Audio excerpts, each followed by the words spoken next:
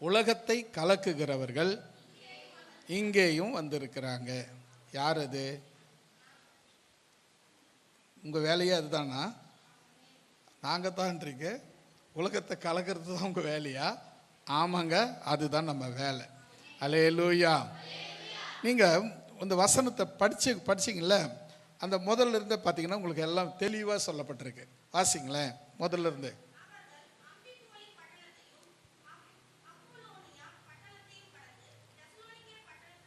அந்த 2 பட்டணங்களையும் விட்டுட்டு எந்த பட்டணத்துக்கு வராங்க?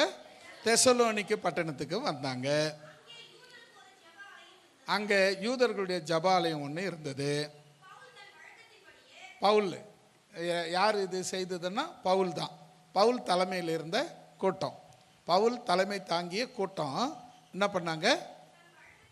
வழக்கமாக அவர் என்ன பண்ணுவாரோ அதே பண்ணார். ஜபம் பண்ணுறது, ஆராதனை பண்ணுறது, சுவிசேஷம் சொல்கிறது, இப்படி அவர் எல்லாம் எப்படி வழக்கமாக என்ன செய்வாரோ அது. இப்போ நம்ம வழக்கமாக என்ன செய்வோம்? வீட்டில் ஜபம் பண்ணிங்கன்னா வழக்கமாக என்ன செய்வீங்க? ஒரு 2 பாட்டு, ஒரு 3 பாட்டு அப்படி பாடுவீங்களா? பைபிளுக்கு கொஞ்ச நேரம் படிப்பீங்களா? ஜபம் பண்ணுவீங்களா? இதே போல் அவங்க ஒரு வழக்கத்தின்படியே பவுல் இந்த வேலையை செய்கிறார் பாருங்க. அப்புறம்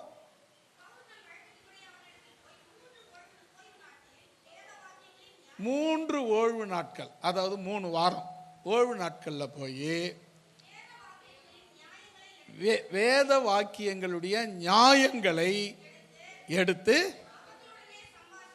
அவங்களோடு கூட பேசினார். சம்பாசிக்கிறதுனா பேசுறது, வேத வசனங்களை கொடுத்து அவங்களோடு கூட பேசினார். அதுக்கப்புறம் சொல்றார் 3வது வசனத்தில் தெளிவுபடுத்துறார். இவ்வளோ நேரம் பேசி இருந்துட்டு 3வது வசனத்தில் ஒரு விஷயத்தை தெளிவுபடுத்துறார். என்ன தெரியுமா? கிறிஸ்து பாடுபடவும் மரித்தோரிலிருந்து எழுந்திருக்கவும் வேண்டியது என்று நான் உங்களுக்கு அறிவிக்கிற இந்த இயேசு கிறிஸ்து என்று அந்த வார்த்தை பாருங்களேன். நான் உங்களுக்கு அறிவிக்கிற இந்த இயேசுவே கிறிஸ்து என்று காண்பித்து சிருஷ்டாந்தப்படுத்தினான். ஆமென். அல்லேலூயா சொல்லாமா? இப்போ நடந்த சம்பவம் என்னன்னு சொன்னால், அவங்கள கூட முதல்ல யூதர்களுடைய ஜபாலயம், அவங்க இயேசுவை ஏற்றுக்கொள்ளாதவங்க தான் யூதருடைய ஜபாலயம். அந்த ஜபாலயத்தில் 3 வாரமாக இவர் பிரசங்கம் பண்ணி அவங்கள கூட வேத வசனங்களை பேசுகிறார். பேசி கடைசியில் ஒரு விஷயத்தை அவங்களுக்கு உறுதிப்படுத்துகிறார். அதாவது சிருஷ்டாந்தப்படுத்துகிறார், அதை உறுதிப்படுத்துகிறார். என்ன விஷயம்னா, அந்த வசனம் 3வது வசனம் தெளிவாக சொல்லுது பாருங்க. கிறிஸ்து பாடுபடவும் மரித்தோரிலிருந்து எழுந்திருக்கவும் வேண்டியது என்றும் நான் உங்களுக்கு அறிவிக்கிற இந்த இயேசுவே கிறிஸ்து என்றும் காண்பித்து சிருஷ்டாந்தப்படுத்தினான். அதாவது உறுதிப்படுத்தினான், அதிகாரமாக சொல்லி முடித்தான் அப்படின்னு சொல்லி இந்த வசனம் முடிக்கிறார். இங்கே நடந்த சம்பவம், அவங்க அம்பிபோலி பட்டணத்தை விட்டு தெசலோனிக்கேவில் இருக்கிற ஒரு யூதர்களுடைய ஜபாலயத்தில் 3 வாரம் பிரசங்கம் பண்ணி 3வது வாரம் நிறைவில் அவங்க அதை உறுதிப்படுத்துகிறாங்க. யார்? பவுலும் பவுலோடு இருந்த அவருடைய கூட்டத்தாரும் இந்த வசனத்தை உறுதிப்படுத்துகிறாங்க. இயேசுவே கிறிஸ்து என்று. இயேசுவேனா நமக்கு எல்லாருக்கும் தெரியும், ரட்சகர். கிறிஸ்துனா என்னவா இருக்கும்? எங்கன்னா எழுதி வச்சுக்கிறாங்கன்னு பார்க்குறேன். அபிஷேகிக்கப்பட்டவர். கிறிஸ்து அப்படின்னா தேவனால் அபிஷேகம் பண்ணப்பட்டவர். அவர் சொல்கிறாரு, கர்த்தருடைய ஆவி என் தலையின் மேல் இருக்கிறார். அவர் சொல்கிற வார்த்தை, இயேசு கிறிஸ்து சொல்கிற வார்த்தை. எப்படி அந்த அபிஷேகம், கர்த்தருடைய அபிஷேகம் இயேசு கிறிஸ்துவின் மேல் இருக்கிறது. அவர் சொல்லும்போது சொல்கிற அந்த காரியங்கள், இயேசு கிறிஸ்து ஞானஸ்தானம் எடுத்து கரையேறின உடனே பரிசுத்தாவி புறா ஒரு ரூபத்தில் அவர் மேல் அமர்ந்து தேவனால் அவர் அபிஷேகம் பண்ணப்பட்டார். அவர்தான் இயேசு கிறிஸ்து. இயேசுவே கிறிஸ்து. இயேசு மட்டும்தான் அபிஷேகிக்கப்பட்டவர். அல்லேலூயா. இயேசு மட்டும்தான் அபிஷேகிக்கப்பட்டவர் என்று சிருஷ்டாந்தப்படுத்தினான். பவுல் அவங்களுக்கு யூதர்களுக்கு சிருஷ்டாந்தப்படுத்தினான். முடிஞ்சுதா? அதுக்கப்புறம் தான் பிரச்சனை ஆரம்பம். அடுத்தது பாருங்க, அவர்களில் யார் இது? அவர்களில் சிலர்னா அந்த தெசலோனிக்க பட்டணத்தில் இருந்தாங்க பாருங்க, அந்த யூத சபையில் இருந்தாங்க பாருங்க, ஜப ஆலயத்தில் இருந்தாங்க பாருங்க, யூதர்களுடைய ஜப ஆலயம். அந்த ஜப ஆலயத்தில் சிலரும், அடுத்தது பக்தி உள்ள கிரேக்கரில் திரளான ஜனங்கள். கவனமா கவனிக்கணும். அவர்களில் சிலர், அந்த ஜப ஆலயத்தில் இருந்தவர்களில் சிலரும், பக்தி உள்ள கிரேக்கரில் திரளான ஜனங்கள். அங்க பாத்தீங்கன்னா கிரேக்கர்கள் திரளான ஜனங்கள் அங்கே இயேசுவை ஏற்றுக்கொண்டார்கள். முதல்ல அந்த யூத ஜபாலயத்தில் இருந்த சிலர் இயேசுவை ஏற்றுக்கொண்டாங்க. அதுக்கப்புறம் பக்தி உள்ள கிரேக்கரில் திரளான ஜனங்கள் இயேசுவை ஏற்றுக்கொண்டாங்க. அதுக்கப்புறம் கணம் பொருந்திய ஸ்திரீகள். அது என்னது கணம் பொருந்திய ஸ்திரீகள்? எதனா தலைமையில வெயிட் வச்சு உட்கார்ந்து இருப்பாங்களோ? அதாவது ஆனரபிள். இப்போ ஒரு உதாரணத்துக்கு நீங்கள் நம்ம குடியரசுத் தலைவர் யாருன்னு தெரியாதா?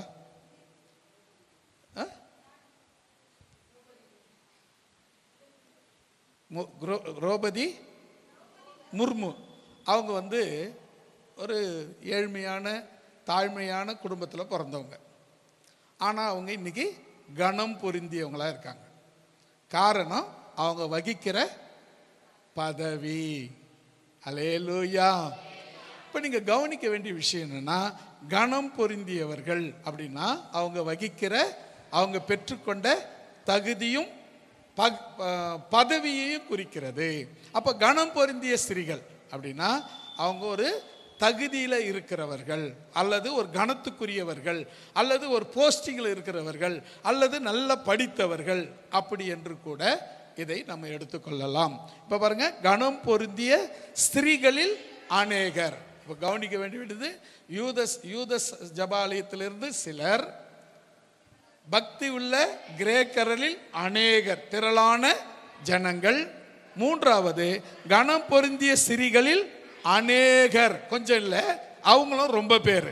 அப்புறம் பாருங்க, விசுவாசித்து பவுலையும் சீலாவையும் சேர்த்து கொண்டார்கள். அவங்கள கூட சேர்த்துக்கிட்டாங்க, அவங்கள கூட சேர்ந்துட்டாங்க அப்படின்னு பொருள்.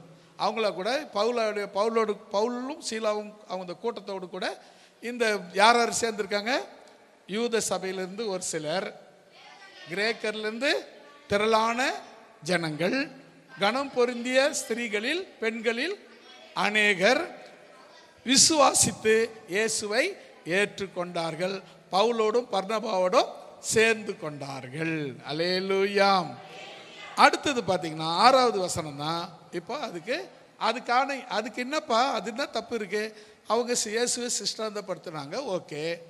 இவங்க ஏற்றுக்கொண்டாங்க, ஓகே. அதில் என்ன உங்களுக்கு பிரச்சனை அப்படின்னா, அங்கே தான் பிரச்சனை ஆரம்பிக்குது பாருங்க. அவர்களை காணாமல் யாசோனை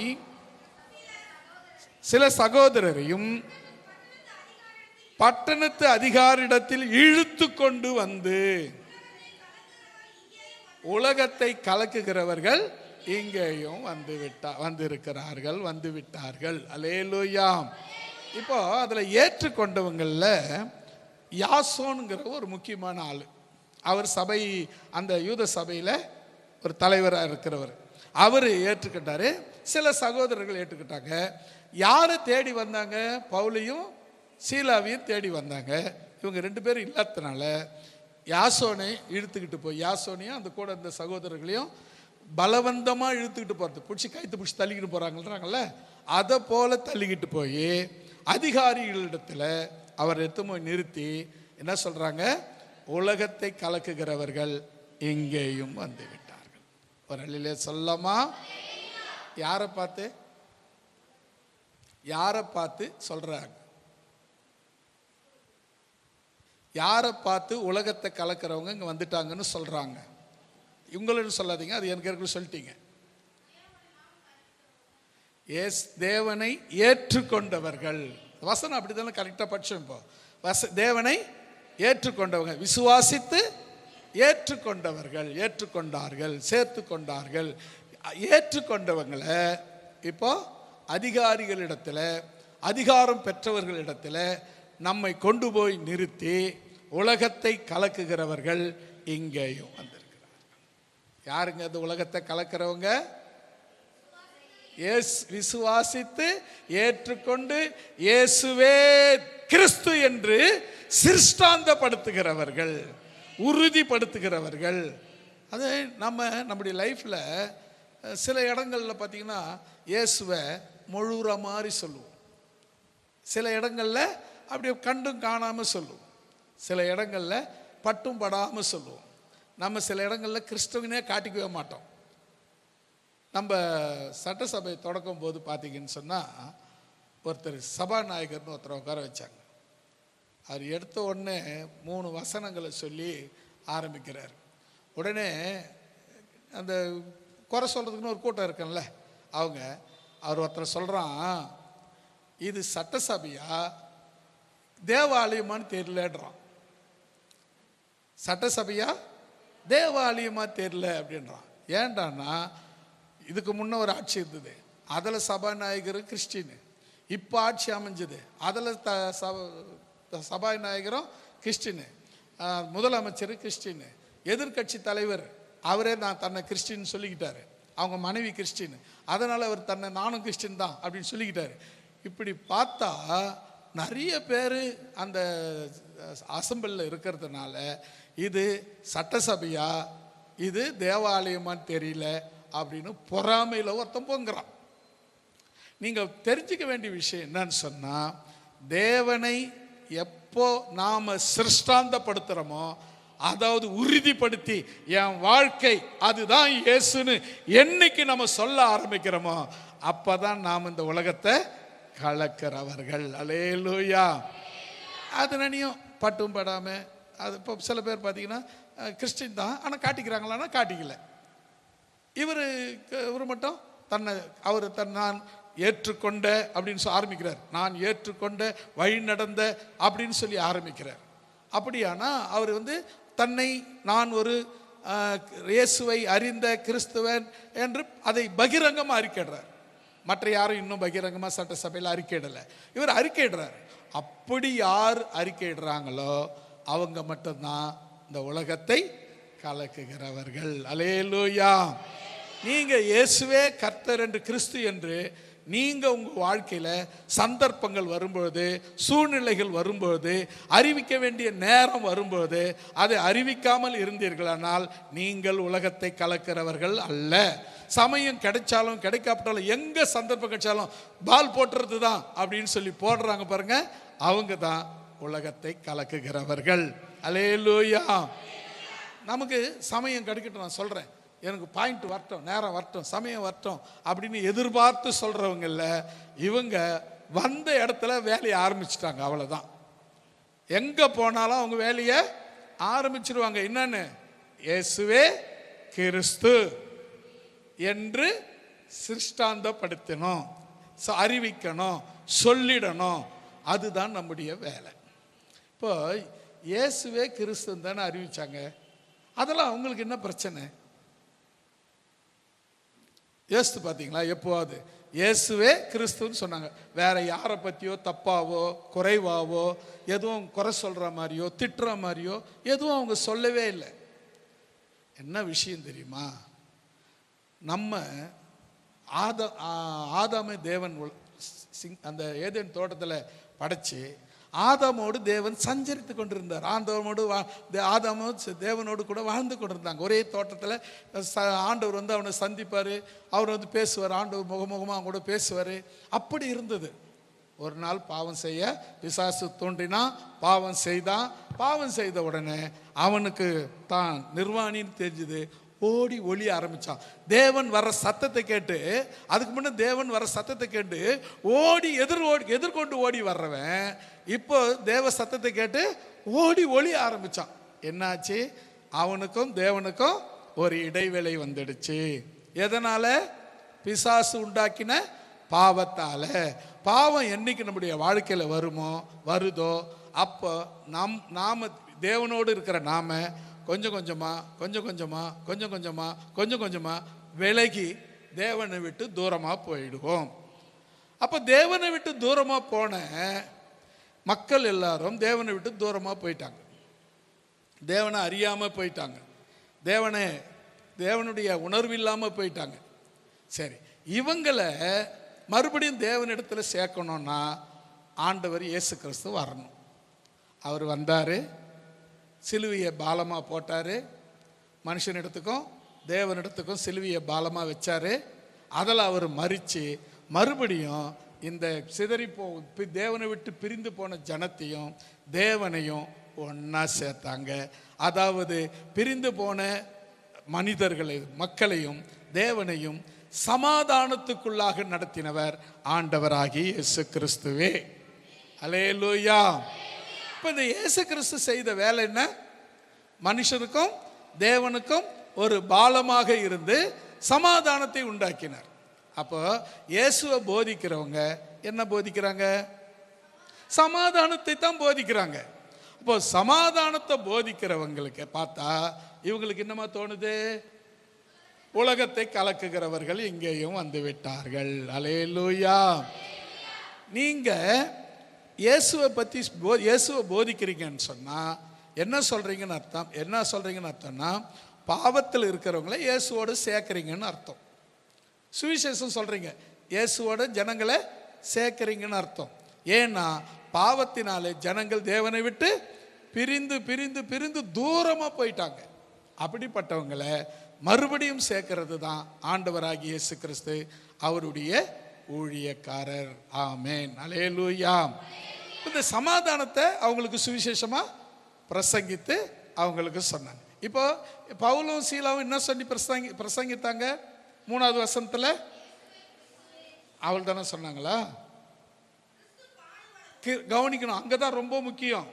எதுக்காக அவர் பாடுபடணும்? அப்படியே சாதாரணமா அவர் வல்லமையில் ஏதாவது ஒன்று செய்திருக்கலாமே. தண்ணீரை திராட்சை ரசம் ஆக்கினவருக்கு இது சாதாரண விஷயம் இல்லையா? குருடனுக்கு பார்வை கொடுத்தது அதை விட இது சாதாரண விஷயம் இல்லையா? அவர் முடவனை நடக்க செய்தது அதை விட இது சாதாரண விஷயம் இல்லையா? மரித்தவனை உயிரோடு எழுப்பினது இதை விட சாதாரண விஷயம் இல்லையா? அப்படிப்பட்ட தெய்வம் ஏன் பாடுபடணும்? அதுதான் முக்கியம் அங்க. ஏன்னு சொன்னா அவர் சிலுவையில பாலமா மாறணும்னா பாடுபட்டு தான் ஆகணும். அல்லேலூயா. சிலுவையை தேவனுக்கும் மனுஷனுக்கும் பாலமா போட்டாச்சு. ஒரு முனையில தேவனிடத்திலையும் ஒரு முனையில மனுஷனிடத்திலும் போட்டாச்சு. இந்த மனுஷால் எல்லாரும் தேவனிடத்துக்கு வரணும்னா இயேசு பாடுபட்டுத்தான் ஆக வேண்டும். அந்த சிலுவையை தாங்கித்தான் ஆக வேண்டும். அதான் வசனம் சொல்லுது, அவர் கிறிஸ்து பாடுபடவும் அந்த பாடுபட்டு மரித்து எழுந்திருக்கவும் வேண்டியது என்றும் நான் உங்களுக்கு அறிவிக்கிற இந்த இயேசுவே கிறிஸ்து என்றும் காண்பித்து. ஆமென், அல்லேலூயா. இது தாங்க அங்க நடந்த சம்பவம். யாரு ஒருத்தர் இயேசுவை கிறிஸ்து என்று சிருஷ்டாந்த அதாவது உறுதிப்படுத்தி தம் வாழ்க்கையில ஏற்றுக்கொள்ளுகிறார்களோ அவர்கள் தேவனுக்கும் மனுஷனுக்கும் சமாதானத்தை உண்டு பண்ணுகிறவர்கள் பாக்கியவான்கள் என்று வேதம் சொல்கிறது. அல்லேலூயா.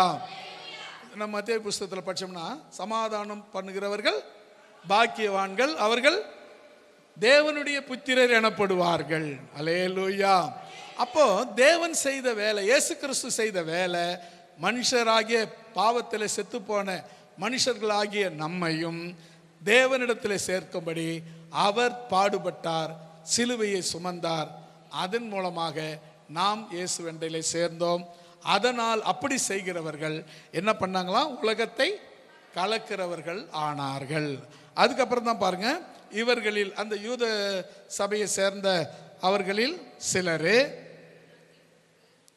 இவர்கள் 7வது வசனம் பாருங்க, இவர்களை யாசோன் ஏற்றுக்கொண்டான், இவர்கள் எல்லோரும் இயேசு என்னும் வேறு ஒருவனை ராஜா என்று சொல்லி,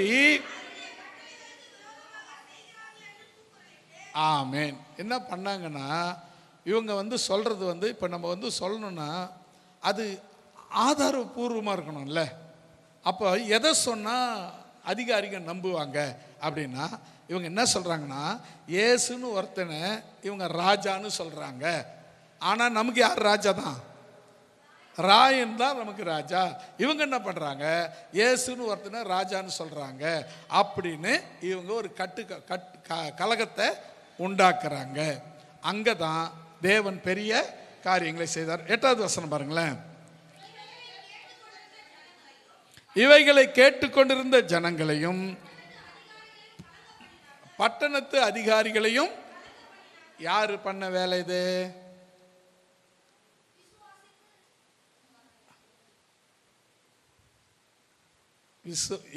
ஏற்றுக்கொண்டவங்களுக்கு விரோதமாக எழும்பினவர்கள், இயேசுவை ஏற்றுக்கொண்டவங்களுக்கு விரோதமாக எழும்பினவங்க என்ன பண்றாங்கன்னு சொன்னா, அங்க பாருங்க 7வது வசனம்.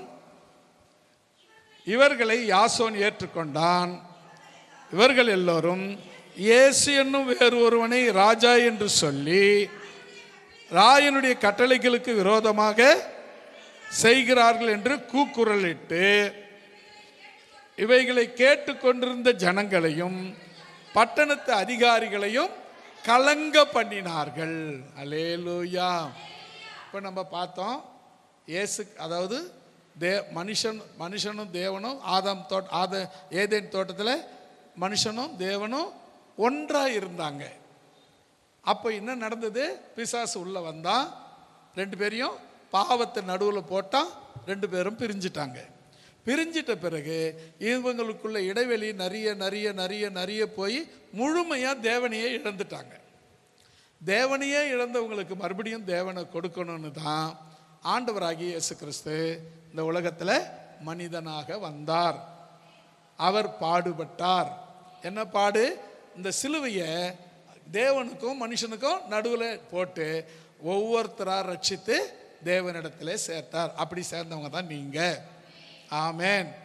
அப்படி சேர்ந்தவங்க தான் நான். அப்படி சேர்க்கப்பட்டவங்க தான் நாம. அப்படி சேர்ந்த நாம இயேசுவே கிறிஸ்து என்று நிரூபிக்கக்கூடியவர்களாக வாழணும். அல்லேலூயா. எல்லா சூழ்நிலையிலையும் சில நேரங்களில் பார்த்தீங்கன்னா இயேசுவும் தெய்வம் தான் அப்படின்னு சொல்றீங்கன்னா நீங்கள் மாறுபட்டவங்க, நீங்கள் இயேசுவை மறுதலிக்கிறவர்கள். இயேசுவும் தெய்வம் அப்படி இல்லை. ஆரம்ப நாட்களில் நான் புல்லட் வச்சிருந்தேன் வண்டி. எங்கே போனாலும் இங்கே கிளம்புனாவே ஒரு 5 கிலோமீட்டர் தூரத்தில் கேட்கும் நான் வரேன்ட்டு. ஏன்னா பெட்ரோல் போட்டு ஓட்டுற வண்டி அது. நான் கிருஷ்ணால் போட்டு ஓட்டியிருந்தேன். அப்போ பெட்ரோல் அப்போ ரொம்ப கம்மி தான், 30 ரூபா கம்மியாக தான் இருந்துச்சு பெட்ரோல். அதுவே அப்போ என்னால் வாங்க முடியாது. கெரோசின் அதை விட கம்மியாக கிடச்சிது. அதனால் கெரோசின் வாங்கிட்டு ஸ்டார்ட் பண்ணுறதுக்கு மட்டும் பெட்ரோல், மற்றதெல்லாம் போட்டு அடி இங்கேருந்து கேட்கும் 5 கிலோமீட்டருக்கு பாஸ்ட் கிளம்பிட்டாரு அப்படின்னு அங்கேயே அவங்க புரிஞ்சுக்குவாங்க. அந்த அளவுக்கு ஒரு வண்டி வச்சுட்டேன். அதில் பெரிய தகுடம், மண்வெட்டி தகுடு இருக்குல்ல, அந்த தகுடை ஒன்று வாங்கி அதில் முன்ன இயேசுவே மெய்யான தெய்வம் அப்படின்னு எழுதி போர்டு ஒன்று வச்சிட்டேன். நிறைய பேருக்கு அதுக்கு உறுத்திக்கிட்டே இருந்துச்சு. ஒருத்தர் என்னை கூப்பிட்டு கேட்டே போட்டார், விஷ் பண்ணார். நானும் விஷ் பண்ணேன். உங்கள்கிட்ட ஒன்று பேசணுன்னாரு. சரிங்க ஐயா பேசுங்க அப்படின்னேன். சரிங்க சார் பேசுங்க அப்படின்னேன். சொன்னேன், நீங்கள் எழுதியிருக்கீங்க அது நல்லா தான் இருக்கு, ஆனால் இயேசுவே மெய்யான தெய்வம்னு எழுதுறீங்களே, இயேசுவும் தெய்வம்னு எதுனா நல்லா இருக்குமே அப்படின்னா. ஏன் அப்படி எது சொல்கிறீங்க அப்படின்னா, இயேசுவேனா அவர் மட்டும்தான் தெய்வன்ற மாதிரி இருக்கு, இயேசுவும்னா எல்லா தெய்வமும் அவர் கூட இவரும் தெய்வம்னு அர்த்தம் அப்படின்னு சொன்னார். நான் சொன்னேன், எனக்கு தெரிஞ்ச வரலாம் இயேசுவே தெய்வம். உங்களுக்கு தெரிஞ்சால் அவரை தவிர வேறு யாரும் தெய்வம் இல்லைன்னா அவர் பேரை சொல்லுங்கள், இந்த பேரை கூட எடுத்துகிட்டு நான் அந்த பேரை போட்டுக்கிறேன்னு. அது வந்து நல்லா படித்தவர், தமிழ் பண்டிட்டு. அது வந்துட்டு ரொம்ப நேரமாக வந்துங்கிறார். அப்புறமா கடைசியாக சொன்னார், ஒரு பேராக இருந்தால் சொல்லலாம், இதில் நிறைய பேர் இருக்க, எதை சொல்கிறதுன்னு தெரியலையே அப்படின்னாரு. அதனால தாங்க நான் ஒரே பேர் போட்டு வச்சுக்கிறேன் அப்படின்னு. எதுக்கு இது சொல்ல வரேன்னா, நாம் எந்த இடத்துலையும் இயேசுவே கிறிஸ்து என்று சாஷ்டாங்கமாக சிருஷ்டாந்தப்படுத்துகிறவர்களாக நாம் இருக்க வேண்டும். அல்லேலூயா. அதுதான் பெக்மன் சொல்ல, என்ன வந்தாலும் எது நடந்தாலும் அப்பாவை ஸ்தோத்தரிப்பேன். என்ன வந்தாலும் எது நடந்தாலும் அப்பாவை ஸ்தோத்தரிப்பேன். ஏசப்பா ஸ்தோத்திரம், ஏசப்பா ஸ்தோத்திரம், ஏசப்பா ஸ்தோத்திரம், ஏசப்பா ஸ்தோத்திரம். தாவீதை போல நடனமாடி அப்பாவை ஸ்தோத்தரிப்பேன். தாவீதை போல நடனமாடி அப்பாவை ஸ்தோத்தரிப்பேன். Praise the Lord. அல்லேலூயா. அடுத்ததாக நம்ம அப்போஸ்தலர் 5ஆம் அதிகாரம் 35வது வசனத்திலிருந்து 42வது வசனம் வரை நம்ம வாசிக்க போறோம். சங்கத்தாரை நோக்கி, இஸ்ரவேலரே, இந்த மனுஷருக்கு நீங்க செய்ய போகிறதை குறித்து எச்சரிக்கையாய் இருங்கள். ஏனென்றால் இந்த நாட்களுக்கு முன்னே தெயுதாஸ் என்பவன் எழுந்து தன்னை ஒரு பெரியவனாக பாராட்டினான். ஏறக்குறைய 400 பேர் அவனை சேர்ந்தார்கள். அவன் மடிந்து போனான். அவனை நம்பின அனைவரும் சிதறி அவமாய் போனார்கள். அவனுக்கு பின்பு குடிமதிப்பின் நாட்களிலே கலிலேயனாகிய யூதாஸ் என்பவன் எழும்பி தன்னை பின்பற்றும்படி அநேக ஜனங்களை இழுத்தான். அவனும் அழிந்து போனான். அவனை நம்பியிருந்த அனைவரும் சிதறடிக்கப்பட்டார்கள். இப்பொழுது நான் உங்களுக்கு சொல்லுகிறது என்னவென்றால், இந்த மனுஷருக்கு ஒன்றும் செய்யாமல் இவர்களை விட்டுவிடுங்கள். இந்த யோசனையும் இந்த கிரியையும் மனுஷரால் உண்டானதானால் ஒழிந்து போம். தேவனால் உண்டாயிருந்ததே ஆனால் அதை அழித்துவிட உங்களால் கூடாது. தேவனோடு போர் செய்கிறவர்களாய் காணப்படாதபடிக்கு பாருங்கள் என்றான். அப்பொழுது அவர்கள் அவனுடைய யோசனைக்கு உடன்பட்டு அப்போஸ்தலரை வரவழைத்து அடித்து இயேசுவின் நாமத்தை குறித்து பேசக்கூடாது என்று கட்டளையிட்டு அவர்களை விடுதலையாக்கினான். அவனுடைய நாமத்திற்காக தாங்கள் அவமானம் அடைவதற்கு பாத்திரராக எண்ணப்பட்டபடியால் சந்தோஷமாய் ஆலோசனை சங்கத்தை விட்டு புறப்பட்டு போய் தினந்தோறும் தேவாலயத்திலேயும் வீடுகளிலேயும் இடைவிடாமல் உபதேசம் பண்ணி இயேசுவே கிறிஸ்து என்று பிரசங்கித்தார்கள். அல்லேலூயா சொல்லலாமா? இங்க ரொம்ப முக்கியம் என்ன அப்படின்னா, இயேசு கிறிஸ்துவ குறித்து சீடர்கள் பிரசங்கிக்க ஆரம்பிச்சாங்க. அவங்களுக்கு விரோதமாக ஒரு கூட்டம் எழும்பி அவங்கள அடித்து துன்புறுத்தி இதுக்கப்புறம் நீங்கள் சொல்லவே கூடாது அப்படின்னு சொல்லி ரொம்ப பாடுபடுத்தினாங்க. அந்த இடத்துல ஒருத்தர் கமாலியல்னு ஒருத்தர் இருந்தார்.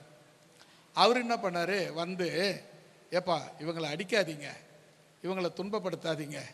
ஏன் அப்படின்னு சொன்னால், ஏற்கனவே இது மனுஷனால் உண்டாயிருந்தா அது தானாக ஒழிஞ்சிடும்.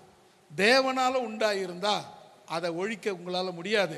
நீங்கள் தேவனோடு போர் செய்கிறவங்களா மாறிடுவீங்க, அதனால் அது வேண்டாம், அவங்கள விட்டுடுங்க அப்படின்னு சொன்னார். அது சொல்லிட்டு 2 பேரை உதாரணத்துக்கு சொன்னார். ஒன்று இவன் தேயுதாஸ், அதானே தெய்யுதாசை சொன்னார். அவன் என்ன பண்ணான், இயேசுக்கு முந்திய காலங்களில் அவன் என்ன பண்ணிக்கிறான் தெரியுமா, அவனை தன்னை பெரிய ஆளாக காண்பிச்சு அவன் பின்னால் ஒரு கூட்டத்தை சேர்த்துக்கிட்டான். நிறைய பேர் அது மாதிரி இருக்கிறாங்க. ஒரு பாட்டு நல்லா ஹிட் ஆச்சுன்னா போதும், உடனே விசுவாசிகளை ரசிகர்களாக மாற்றிடுவாங்க, விசில் அடிக்க ஆரம்பிச்சிடுவாங்க. அப்புறம் அவங்க ஃபோட்டோவை இவங்க உள்ள ஃபோனில் வச்சுக்க ஆரம்பிச்சிடுவாங்க. ஒன்று சொல்லட்டுமா, நீங்கள் இயேசுவுக்கு சீஷராக இருக்கணுமே தவிர ரசிகர்களாக இருக்கக்கூடாது. ஏன்னா இன்னைக்கு இந்த இவரை ரசிக்கிறவங்க நாளைக்கு வேற ஒருத்தரை ரசிப்பாங்க. ஆனால் சீடர்கள் அப்படி கிடையாது, என்னைக்கும் மாறாதவர்கள் சீடர்கள். அல்லேலூயா. நீங்கள் சீடர்களைத்தான் இருக்கணுமே தவிர ரசிகர்களாக இருக்கக்கூடாது. அப்போ அந்த காலத்தில் அப்படி எழும்பி அவங்க பார்த்தீங்கன்னா 92 1992 டேவிட் கொரிஸ் அப்படின்னு ஒரு அமெரிக்காவில் ஒருத்தர், அவர் கல்யாணம் ஆகி 2 பசங்க இருந்தாங்க. நான் ஏற்கனவே சொல்லியிருக்கிறேன்னு நினைக்கிறேன். அவருக்கு 2 பசங்க இருந்தாங்க. அவர் என்ன பண்ணார், திடீர்னு நான் தான் இயேசுன்ட்டார். அவர் ஒரு சபை வச்சு நடத்திங்கிறாரு. ஒரு பாஸ்டர், அவர் கல்யாணம் ஆனவர், 2 பசங்க இருக்கு, நல்ல இளம் வயசு உள்ளவர், ஒரு 30 வயசுலேருந்து 35 வயசுக்கு உட்பட்டவர், நல்ல இளமையான ஊழியர் தான், இளம் ஊழியர் தான். என்ன நடந்துச்சுன்னு தெரியல. ஒரு நாள் இவர் என்ன பண்ணார், நான் தான் இயேசு, உங்களை பரலோகத்துக்கு கூட்டிகிட்டு போகிறேன் அப்படின்னாரு. அப்போ என்ன பண்ணணும்னு கேட்டாங்க. உங்கள் சொத்து எல்லாத்தையும் விற்றுருங்க, பூமியில் நமக்கு எந்த பற்றும் இருக்கக்கூடாது, சொத்து எதுவும் இருக்கக்கூடாது, எல்லாத்தையும் விற்று எடுத்துன்னு வந்துருங்க, நாம் பரலோகத்துக்கு போயிடலாம் அப்படின்னு சொன்னார். அவங்களும் ஏறக்குறைய 95 பேர் எல்லா சொத்தையும் விற்று, பல நாடுகள்லேருந்து வந்து அங்கே சபையில் இருந்தாங்க, எல்லா சொத்தையும் விற்று எடுத்தாந்து சபையில் கொடுத்துட்டாங்க, பாஸ்டர்கிட்ட கொடுத்தாச்சு. இவர் என்ன பண்ணார், அவர் சர்ச்சில் 4 பக்கம் வாசல், இந்த பக்கம் 4 பக்கம் வாசல் இருந்தது. 4 வாசல்லையும் 4 பெட்ரோல் பேரலரை வச்சுட்டார். இன்றைக்கி நம்ம போக போகிறோம், ஆண்டவர் வரப்போகிறார், பரமேறி போக போகிறோன்னு சொல்லிட்டு சின்ன குழந்தைங்க, பெரியவங்க, கல்யாணம் ஆனவங்க, ஆகாதவங்க எல்லாம் 95 பேர், ஏறக்குறைய 100 பேர்கிட்ட எல்லாரும் கூடி ஆராதிச்சிட்டு இருக்கும்போது இவர் செய்கிற செயல் அரசாங்கத்துக்கு தெரிஞ்சு போச்சு. உடனே அவரை கூப்பிட்டு வான் பண்ணுறாங்க, இப்படிலாம் எதுவும் பண்ணிடாதீங்க, நாங்கள் வரோம், உங்களுக்கு ஹெல்ப் பண்ணுறோம், என்ன வேணாலும் செய்கிறோம் அப்படின்னு அரசாங்கம், கவர்மெண்ட் அமெரிக்க அரசாங்கம் சொல்லுது. எல்லாத்தையும் கேட்டுக்கிட்டு அவர் என்ன பண்ணார், கிட்ட வந்துட்டாங்க, போலீஸ் கிட்ட வந்துடுச்சுன்னு தெரிஞ்சு 4 மூலையிலையும் இருந்த பேரில் ஃபயர் பண்ணி விட்டார். பெட்ரோல் எரிய வச்சா எப்படி இருக்கும், ஃபுல் இடமும் பரவிடும். பெட்ரோல் கிருஷ்ணாவில் கூட ஒரு இடத்துல இன்னும் எரியும், பெட்ரோல் பரவலாக எரியும், எல்லா இடத்துலையும். அது கொஞ்ச நேரத்தில் காற்றுல பரவி எல்லா இடத்துலையும் நெருப்பு பிடிச்சிடும். அதுபோல் நெருப்பு பிடிச்சி ஒரே ஒரு ஆள் தப்பிச்சார், மிச்சம் எல்லாரும் 95 பேரும் அதில் கருகி சாம்பலாக போனாங்க. இது பரலோகம் போகிறது இல்லை. இது இயேசு இப்படி நம்மளை அழைச்சிட்டு போக மாட்டார். நாம் இருப்போம், திடீர்னு நம்ம காணாமல் போயிடுவோம். நாம் இருந்த நம்முடைய போட்டுக்கிற ட்ரெஸ் இருக்கும், நம்ம இருக்க மாட்டோம். அப்போ அப்படி மறுரூபமாக்கப்பட்டு போவோமே தவிர எரிஞ்சி வெந்து நொந்து சாக மாட்டோம். அல்லேலூயா. அப்போ அவர் என்ன பண்ணாரு, நான் தான் கிறிஸ்து, நான் உங்களை பரலோகத்துக்கு இட்டு போறேன்னு சொன்னார். பார்த்தீங்களா, அது எந்த அளவுக்கு ஆபத்து. அவரை பின்பற்றின அந்த 95 பேரும் எரிஞ்சே போயிட்டாங்க. இதை போல நிறைய பேர் எழும்பி இருக்கிறாங்க. இயேசுக்கு அப்புறமும் நிறைய பேர் எழும்பி இருக்கிறாங்க. ஏன் இப்போ சமீபத்த காலத்தில் ஒருத்தர் எழுப்பி பாட்டு பாடுறதும், அப்படி ஆட்டம் ஆடுறதும், விசில் அடிக்கிறதும், விஜய் மாதிரி டர்ன்றதும் புர்ருன்றதும் என்னென்னமோ பண்ணிகிட்டு இருந்தார். கடைசியில் ஆண்டவர் பார்த்தார், இவன் ரொம்ப ஓவராக போகிறானேன்னு சொல்லிட்டு ஒரு விபச்சார கேஸில் தூக்கி உள்ளே போட்டார். ரொம்ப ஓவராக போறியடா நீ, என்ன காண்பிக்க வேண்டிய இடத்துல உன்னை காண்பிக்கிறது அவ்வளவு அபத்தமான ஒன்று. அல்லேலூயா. இயேசுவை காண்பிக்க வேண்டிய இடத்துல உங்களை காமிச்சிங்க, உங்கள் சாப்டர் க்ளோஸ். ஏன்னா என்னுடைய மகிமையை வேற ஒருத்தருக்கும் நான் கொடேன்னு ஆண்டவர் சொன்னார். அல்லேலூயா. அவர் தான் ஆண்டவர். நானே கர்த்தர், என்னை தவிர ஒருவரும் இல்லை. அப்போ அவருடைய மகிமை யாருக்காவது விட்டு கொடுப்பாரா? நிச்சயம் விட்டு கொடுக்க மாட்டார். அப்படி நிறைய பேர் அழிஞ்சு போனாங்க. இதுக்கு முன்னே ஒரு இயேசு நாமத்தில் ஒரு சபை உருவாச்சு. அந்த சபை உருவாகிறதுக்கு முன்னே ஒருத்தர் உருவானார், ஒரு ஊழியக்காரர் உருவானார். நல்ல ஊழியக்கார் தான், இயேசுவை மறுதளிக்கிறவரில் நல்ல ஊழியக்கார் தான். அவர் என்ன பண்ணார், அவர் வராருன்னா அந்த இடமே ஆடும். அப்படியே பிசாசு பிடிச்சவங்க, சூனிய மந்திரம் எல்லாம் ஆடும், அப்படியே எரிஞ்சு அடி தூள் கிளம்பும். அப்படிப்பட்ட ஊழியக்கார். என்ன வந்துச்சுன்னா பெருமை வந்துச்சு அவருக்கு. ஒன்று மட்டும் தெரிஞ்சுக்கங்க, என்னைக்கு கீழ்ப்படிதலோடு இருக்கிறீங்க நீங்கள் அடுத்த மேல் படிக்க தயாராக இருக்கிறீங்கன்னு அர்த்தம். என்னைக்கு கர்வம் உங்கள் தலைக்கு ஏறுதோ அன்னைக்கு நீ எல்லாரும் காலுக்கு கீழே செருப்பு கீழே இருக்கிறீங்கன்னு அர்த்தம். என்னைக்கும் பெருமை தேவன் எதிர்ப்பாக இருக்கிறார். வசனம் சொல்லுது, பெருமை உள்ளவர்களுக்கு தேவன் எதிர்த்து நிற்கிறார், தாழ்மையுள்ளவருக்கு கிருபை. நீ இன்னும் யாரு? நீ பெருமையா சொல்றதுக்கு என்ன? நீ டாட்டாவா பிர்லாவா, என்ன சொல்லுவாங்க அது மாதிரி, டாட்டாவா பிர்லாவா, இல்லை அதானியா? அவனுங்கெல்லாம் நாசமா போறானுங்க. ஒரு நாளைக்கு ஆண்டவர் வரும்போது அவனுங்கெல்லாம் காணப்பட மாட்டானுங்க. ஒரு விஷயம், நீ ஒன்றும் கிடையாது, நீ நத்திங், நீ ஜீரோ. நீ ஒன்று பெருசாக நினைக்காத, நான் யார் தெரியுமா அப்படின்னு சொல்லாத, நீ ஒன்றும் கிடையாது. அப்படி இருக்கிறவங்களை பார்த்தீங்கன்னா பிரகாசிப்பாங்க. அப்படி நான் தான் நிற்கிறவங்க, பெருமையாக நிற்கிறவங்க, மரியாதை இல்லாத நிற்கிறவங்க, அவங்களாம் பாருங்க ஒரு நாளைக்கு அழிஞ்சு சாம்பல போவாங்க. எல்லார் காலையும் செருப்புக்கு கீழே இருப்பாங்க. நாம் அப்படி இருக்கக்கூடாது. ஆமென். வேதவசனம் சொல்லுது, பெருமை உள்ளவர்களுக்கு தேவன் அவர் எதிரியா நீங்க மாறாதீங்க. நீங்க யாரா மாறணும்? தாழ்மையா இருந்தீங்கன்னா தேவனிடத்தில் கிருபை பெற்றவர்களாக மாறி விடுவீர்கள். அல்லேலூயா. இப்படி நிறைய பேர். அவர் என்ன பண்ண தெரியுமா, அவருக்கு திடீர்னு இப்போ ஒரு பெருமை வந்துடுச்சு. நம்ம கையாசத்தா பேயெல்லாம் ஓடுது, அப்படி பண்ணுது இப்படி பண்ணுதுன்னு ஒன்று பெருமை தலைக்கு ஏறி போச்சு. என்ன பண்ணார் தெரியுமா, நான் தான் கிறிஸ்துன்ட்டார். நான் தான் கிறிஸ்துனார். அவ்வளோதான். அன்னைக்கு பிடிச்சது பிசாசு அவருக்கு. கடைசியில் சாகும்போது ஒரு காளி கோயிலில் பூசாரியாக போய் செத்தார். ஒரு ரட்சிக்கப்பட்ட பெரிய ஊழியக்காரனா, உலகம் போற்றும் ஊழியக்காரனா வாழ்ந்தவர் சாகும்போது நாய் கூட மதிக்காத மனுஷனா செத்தார். எதனால? பெருமை.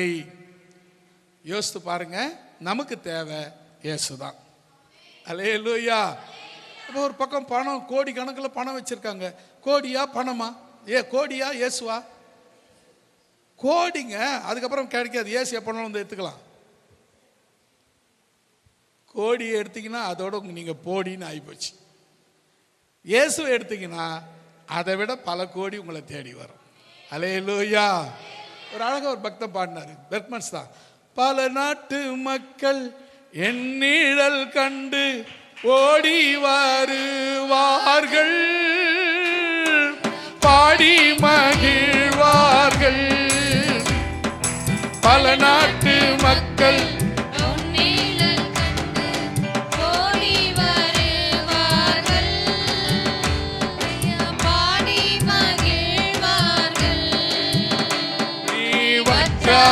நீரூற்று போலிருப்பாய், வளமிக்க தோட்டத்தை போலிருப்பாய். நீ வற்றாத நீரூற்று போலிருப்பாய், வளமிக்க தோட்டத்தை போலிருப்பாய்.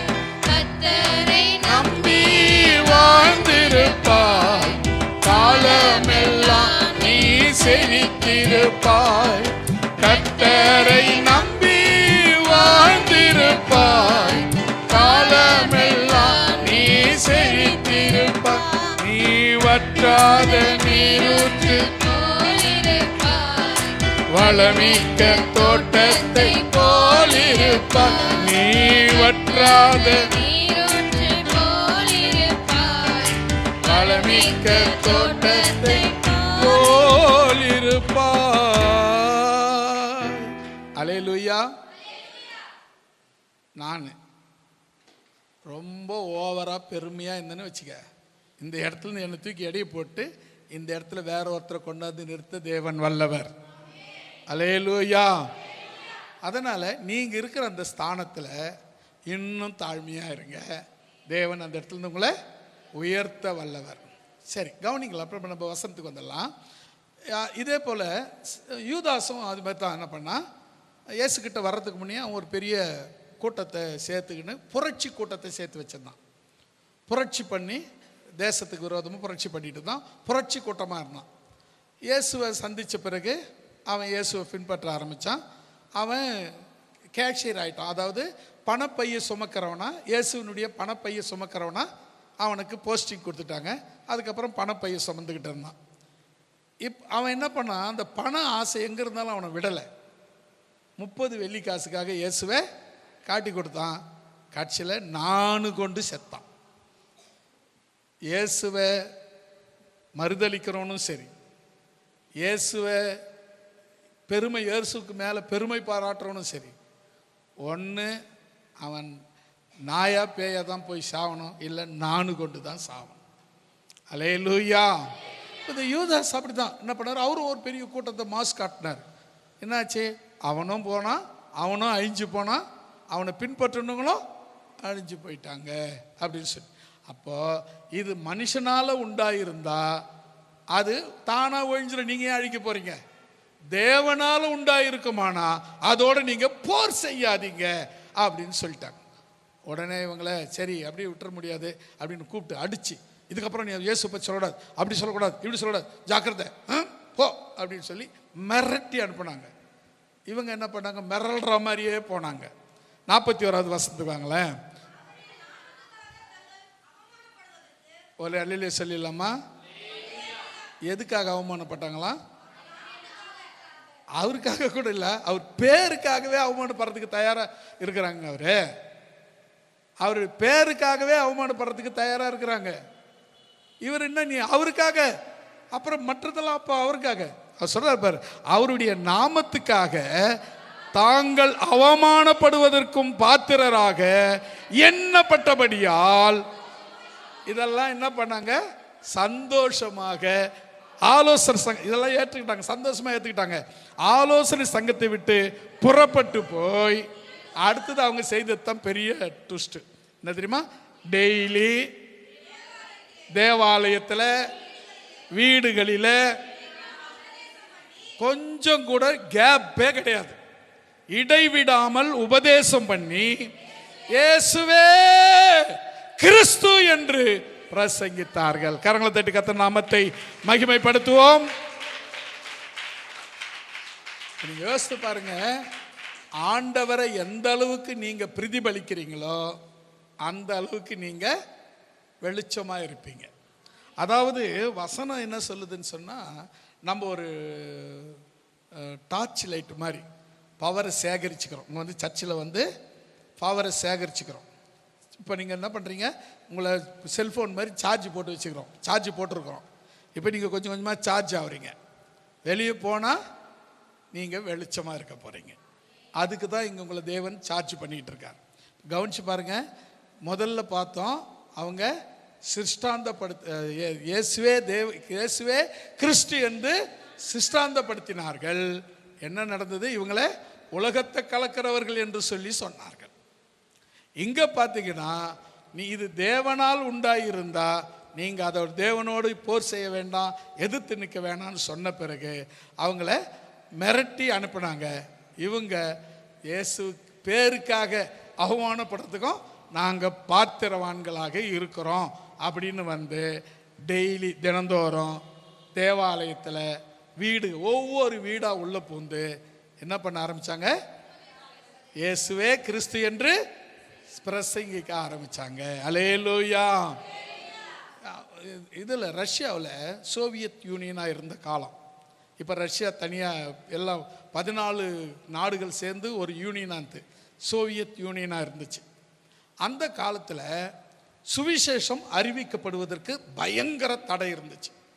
பைபிள் தடை இருந்துச்சு, சுவிசேஷம் சொல்கிறதுக்கு தடை இருந்துச்சு, கிறிஸ்துவத்திற்கு தடை இருந்துச்சு, கிறிஸ்துவன் பேர் சொல்லிக்கவே அங்கே தடை இருந்துச்சு. ஒருத்தர் துணிஞ்சு உள்ளே போயிட்டார். அவர் மனைவி, அவங்க 2 பெண் பிள்ளைங்க உள்ளே போயிட்டு சுவிசேஷம் இயேசுக்காக சுவிசேஷம் சொல்ல ஆரம்பிச்சிட்டாங்க. வீடு வீடாக போய் வீட்டுக்கு போகிறது, கதவு தட்டுறது, வந்து என்னங்கண்ணா கொஞ்சம் தண்ணி கொடுங்க குடிக்கிறதுக்குன்னு கேட்ட உடனே இயேசுவை பற்றி தெரியுமா அப்படின்றத டக்குன்னு உள்ளே கூப்பிட்டு போய் இயேசுவை பற்றி சொல்லி, இயேசுவை பற்றி கேட்டு இயேசுவை ஏற்றுக்கொள்ள வச்சாங்க. இது அரசாங்கத்துக்கு தெரிஞ்சிச்சு. அரசாங்கத்துக்கு தெரிஞ்ச உடனே அவங்கள அரெஸ்ட் பண்ணி சித்திரவதைப்படுத்துகிறாங்க. மேலே இருக்கிற உடையெல்லாம் கட்டி நிர்வாணப்படுத்தி சித்திரவதை பண்ணாங்க. ஆண்டவரை மறுதலி, அவருடைய நாமத்திற்காக சாகவும் தயார் சொல்லிட்டான். அப்படியா, உன் எதிர்க்க உன் பொண்டாட்டியை நாங்கள் நாசப்படுத்துகிறோம் அப்படின்னு. அப்போவும் அவங்க அம்மா சொல்லுது, பொண்டாட்டி சொல்லுது, அங்கே என் சரீரத்தை மட்டும்தான் இவங்க கரப்படுத்த முடியும், என் ஆத்துமாவை ஒன்றும் பண்ண முடியாது, ஆண்டவரை மறுதலிச்சிடாத. அல்லேலூயா. உடனே அப்பவும் அவங்க மனைவியை சீரடிச்சு கொன்று போடுற வரலும் அவர் இயேசு மறுதலிக்கவே இல்லை. அடுத்தது என்ன, அவன் பொண்டாட்டி கிட்ட மேலே கை வச்சாலும் கம்முனுக்கிறான். சரி, பிள்ளைங்க வாலிப பிள்ளைங்க அவங்களண்ட போனால் இவங்க என்ன பண்ணுவான் பார்த்துடலாம்.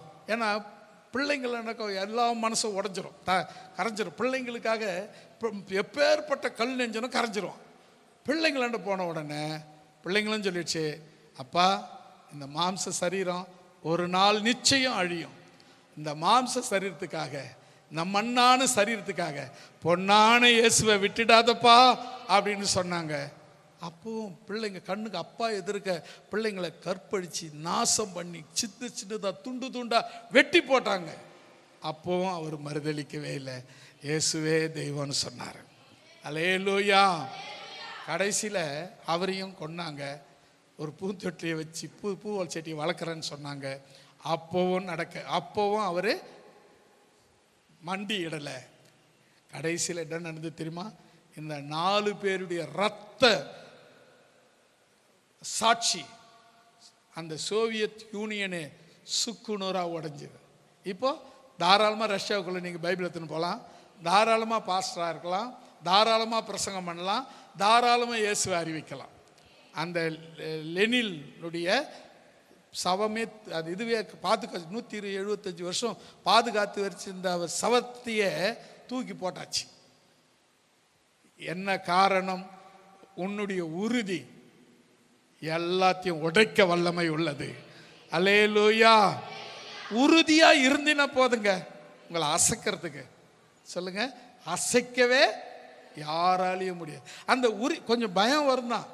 இப்போ என்ன நிர்வாணப்படுத்திட்டாங்க, என் பிள்ளைங்க பொம்பளை பிள்ளைங்க எதிர்க்க, எனக்கு 2 பொம்பளை பிள்ளைங்க இருந்து பொண்டாட்டி இருந்து அவங்க எதிர்க்க என்ன அவமானப்படுத்துகிறாங்க, என் பொண்டாட்டியை நிர்வாணப்படுத்தி அவமானப்படுத்துகிறாங்க, என் 2 பொம்பளை பிள்ளைங்க வாலிப பிள்ளைங்க, வயசானவங்களாக கூட ஓரளவுக்கு அது கூட முடியாது, இருந்தாலும் பரவாயில்லன்னு சொல்லலாம். வாலிப பிள்ளைங்க அவங்களையும் நிர்வாணப்படுத்தி அவமானப்படுத்தி அப்பா எதிர்க்கவே அம்மா எதிர்க்கவே அவங்கள கற்பழித்து நாசம் பண்ணி கொலை செய்கிற அளவுக்கு போன பேரு கூட அல்லேலூயா இயேசுவுக்காக, அல்லேலூயா இயேசுவுக்காக நம்ம என்னைக்கு நம்முடைய வாழ்க்கையில உறுதியா இயேசுவே கிறிஸ்து என்று பிரசங்கிக்கிறவர்களாக நாம் மாறும்போது தேவன் நம்மை மாறுதல் அடைய செய்கிறவராய் இருக்கிறார். நம்மோடு கூட வழிநடத்த வல்லவராய் இருக்கிறார். நம்மை பாதுகாக்க பலப்படுத்த வல்லவராய் இருக்கிறார். அல்லேலூயா. அடுத்ததாக அப்போஸ்தலர் 18ஆம் அதிகாரம் 4-5 வசனங்களை நம்ம வாசிக்கிறோம்.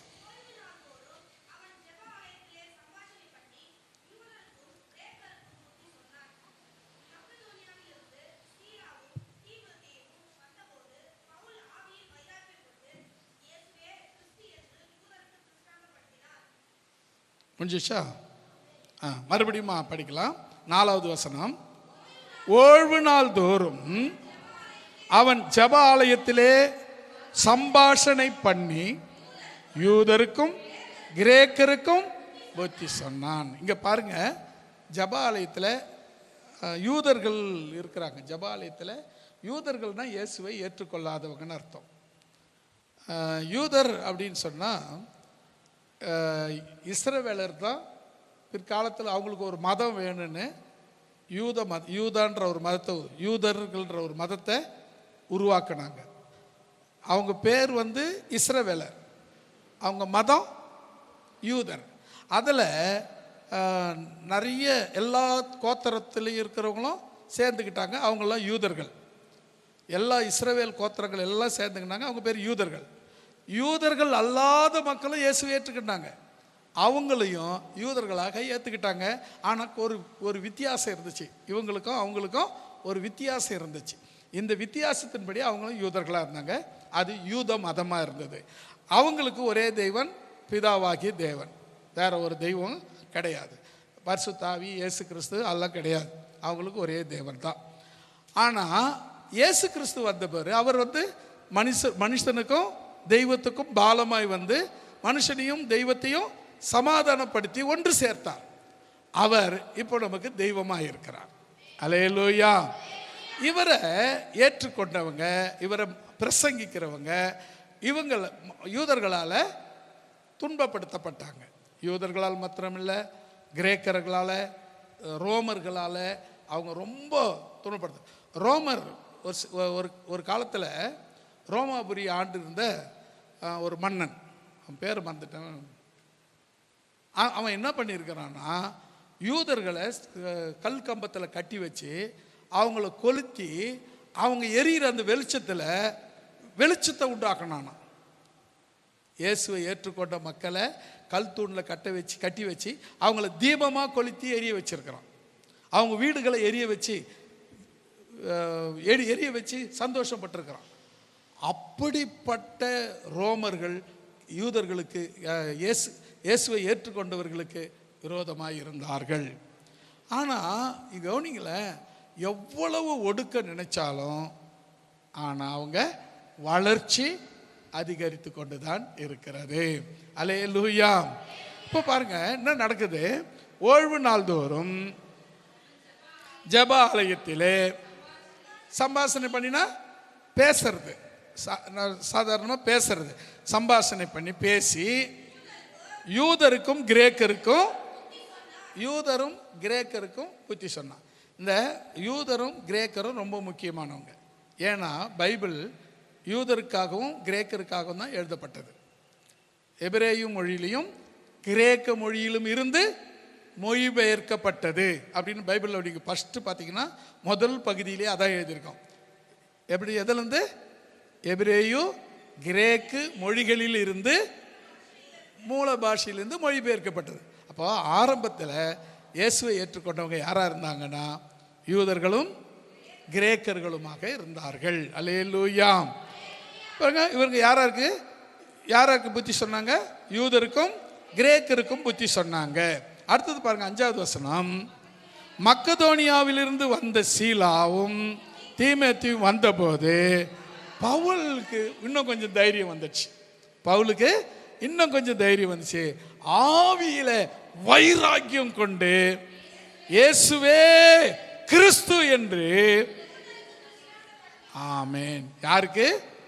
யூதர்களுக்கு இயேசுவே கிறிஸ்து என்று சிருஷ்டாந்தப்படுத்தினான். 6வது வசனம் வாங்களேன். அவர்கள் எதிர்த்து நின்று தூஷித்த போது உதறி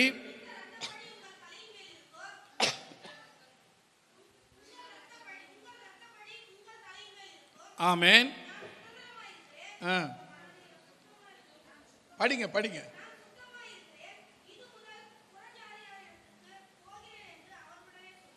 7வது வசனம்.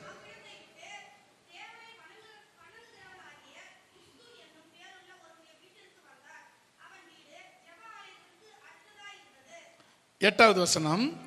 ஜப ஆலய தலைவனாகிய கிறிஸ்து என்பவன் தட் வீட்டார் அனைவரோடும் கர்த்தரிடத்தில் விசுவாசம் உள்ளவனானான்.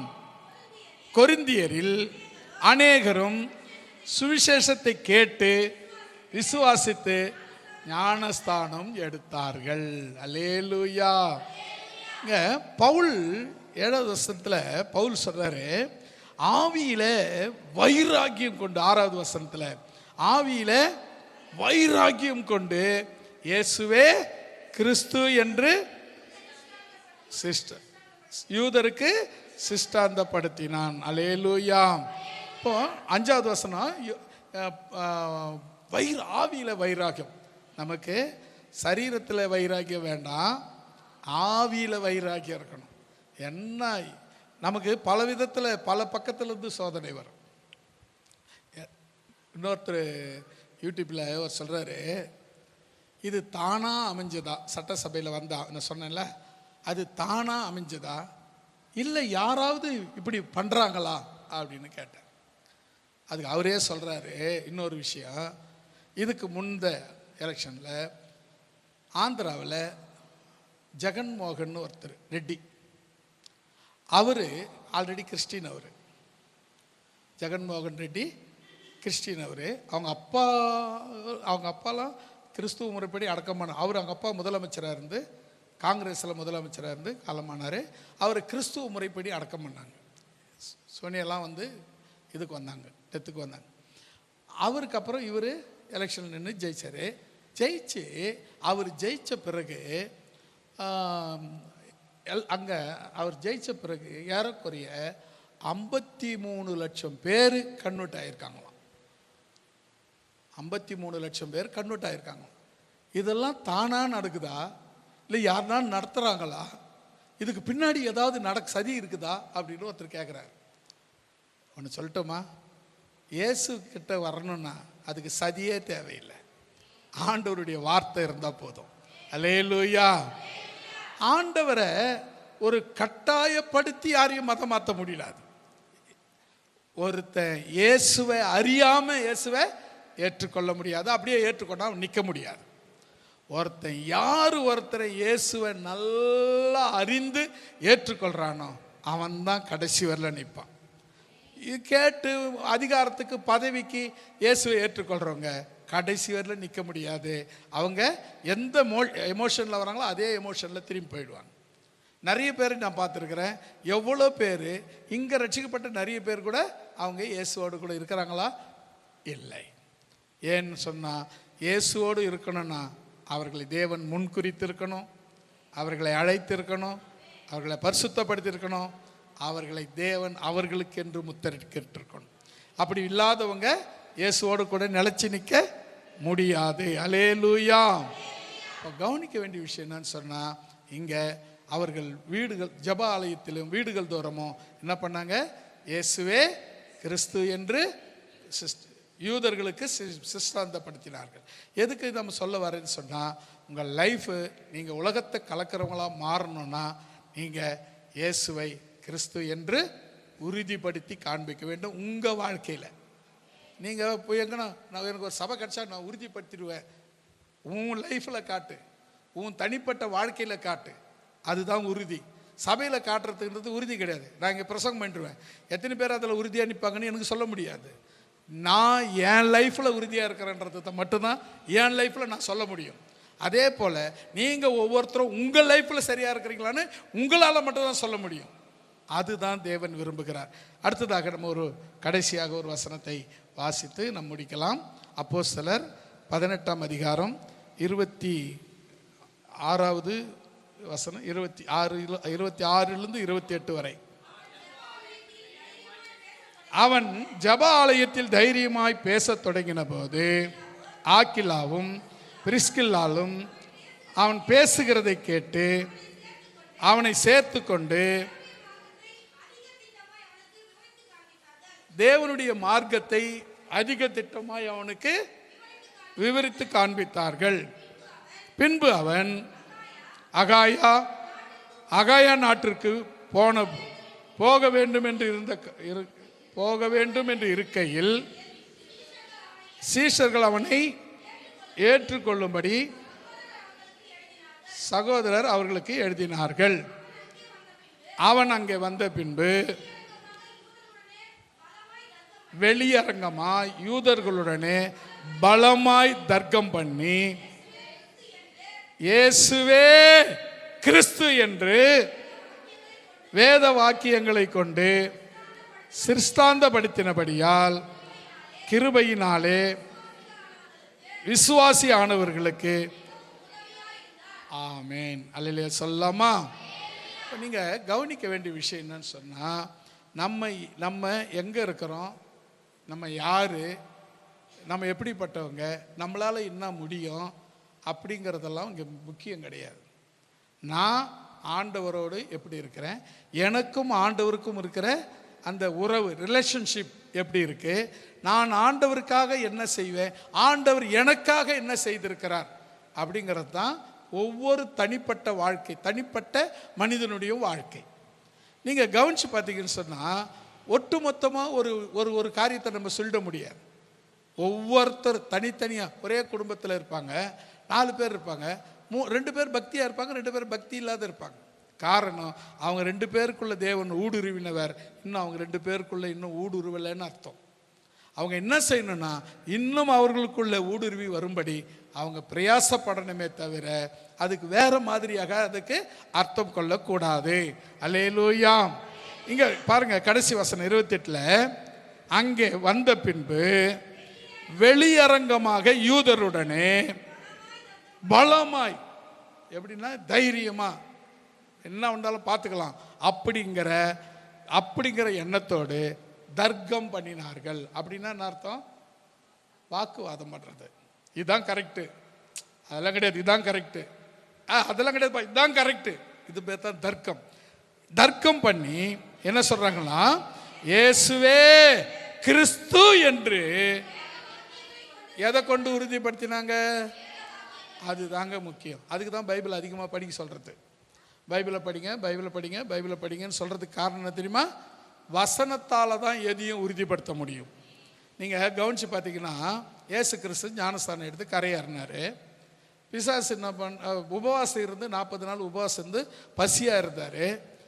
சாத்தா வந்தான், ஆண்டவரே நீ தேவகுமாரன், கல்லுகளை அப்பமாக்கி சாப்பிடலாமே, எதுக்கு பசியாக இருக்கிறீங்க அப்படின்னு. உடனே அவன் நயவஞ்சகம் ஆண்டவருக்கு தெரியாதா என்ன? அவர் சொன்னார், மனுஷன் அப்பத்தினால் மாத்திரமல்ல தேவனுடைய வாயிலிருந்து புறப்படுகிற ஒவ்வொரு வார்த்தையாலும் பிழைத்திருக்கிறான்.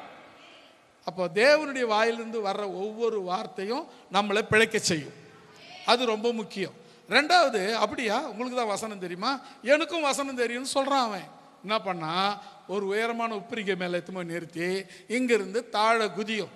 ஏதாவது தூதர்கள் உன்னை கையில் ஏந்திக்குவாங்கன்னு பைபிளில் எழுதியிருக்க அப்படின்னா, எவ்வளோ நெக்கல் கிண்டல். அப்போ என்ன சொன்னாரு, உன் தேவனாகிய கர்த்தரை பரீட்சை பாராதிருப்பாயாக என்று எழுதியிருக்கிறதே அப்படின்னு வசனத்தின் மூலமாகவே அவனுக்கு பதில் கொடுக்கிறார். 3வது என்ன பண்ணா, அவனுடைய அதாவது எல்லாரும் எங்கே அழிஞ்சு போவாங்கன்னா இந்த 3வது கட்டத்தில் தான். உலகத்தில் ஒரு நொடியில் காமிச்சு ஆசையை முதல்ல காமிச்சிட்டா ஈஸியாக உங்களை அழிச்சிடலாம். ஆசை தான் எல்லா அழிவுக்கும் மூலதனம். எல்லாம் அழிஞ்சு போகிறாங்கன்னா அதுக்கு காரணம் ஆசை தான். போயிட்டு சில பேர் பணம் கட்டுவோம், 1க்கு போட்டால் 2, 1 போட்டால் 2 அப்படி போட்டு கட்டிட்டு சில பேர் அந்த இது ரிட்டையர்ட் ஆன பேர் ஒரு வருமானம் வரும், அது பேர் என்ன, பென்ஷன் மொத்தத்தையும் கட்டிட்டு அவன் வாரிக்கின்னு போயிட்டு இருப்பான். இங்கே வயிற்றுலையும் வாயிலும் அடிச்சுன்னு இவங்க தவிப்பார். காரணம் என்ன? ஆசை.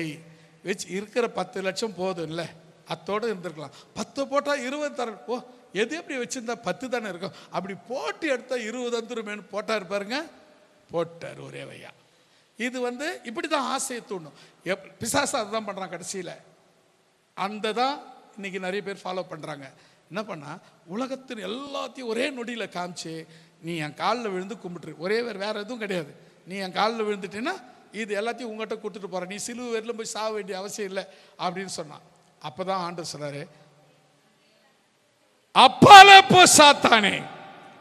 அல்லேலூயா.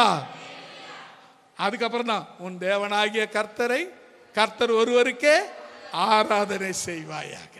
அல்லேலூயா.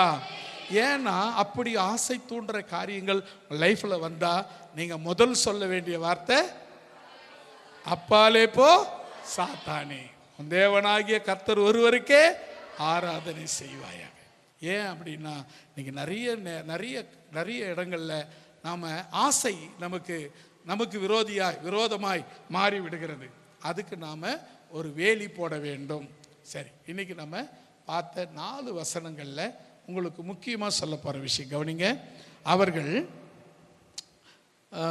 வெளியரங்கமாக யூதருடனே பலமாய் தர்க்கம் பண்ணி இயேசுவே கிறிஸ்து என்று வேத வாக்கியங்களை கொண்டு சிற்றாந்தப்படுத்தினார்கள்.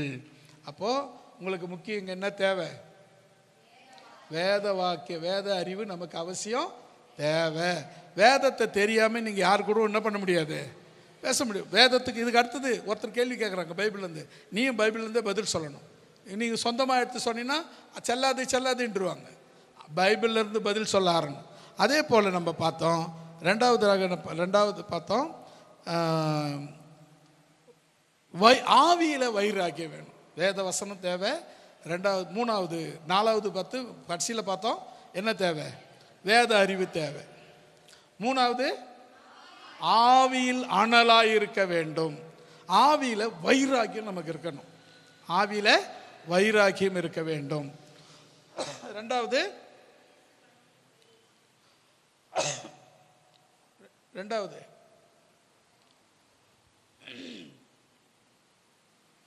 சொல்ல மாட்டீங்களா? ஆவியில வைராக்கியம் கொண்டது 2வது. 2வது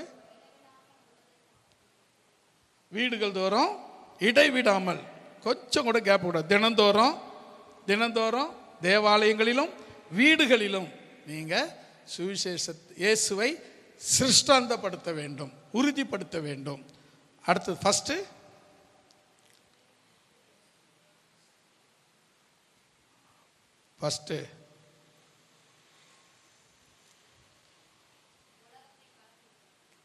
பாடுபடவும், கிறிஸ்து பாடுபடவும், மறந்துட்டீங்களா?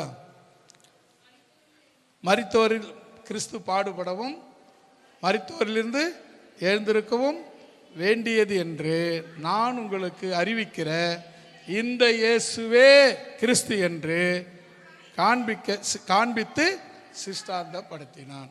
அதாவது நம்ம லைஃப்பில் இயேசுவை நம்ம பிரேம் பண்ணி காமிக்க வேண்டிய அவசியம் கிடையாது.